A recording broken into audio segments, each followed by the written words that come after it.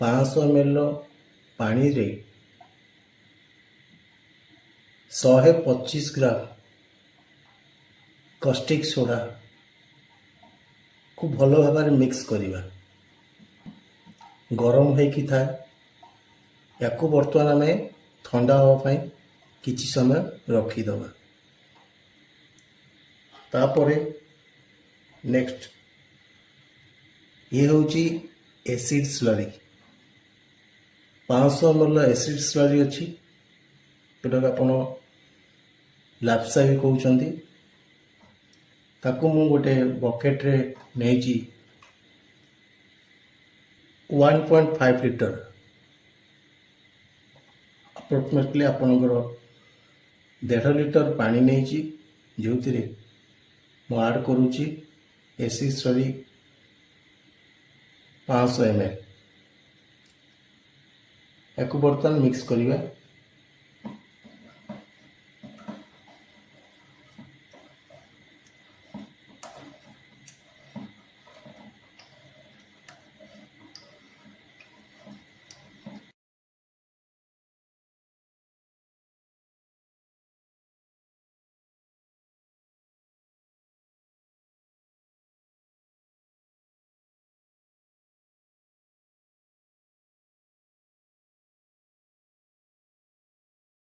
Mix करेंगे slow slow steering करेंगे तो एसिड स्लरी को आपण जिते भल भाव में मिक्सिंग करेंगे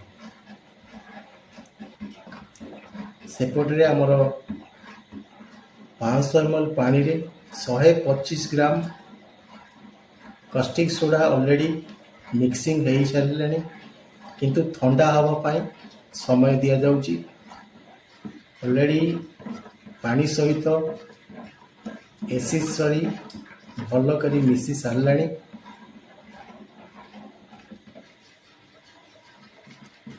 आपणकर क्लीनिंग इंडस्ट्री रे सबुठारु मोस्ट इम्पोर्टाट हूँ भल मिक्सिंग करवा ता सहित परफेक्ट मेजरमेंट करवा। बंधु यही भाव में आम 4 ରୁ 6 घंटा को छाड़वा को पड़ो। एसिड स्लरी सहित किभली भाव में कास्टिक सोडा को मिक्स करी या एक न्यूट्रलाइज पीएच बैलेंस को आनिबा।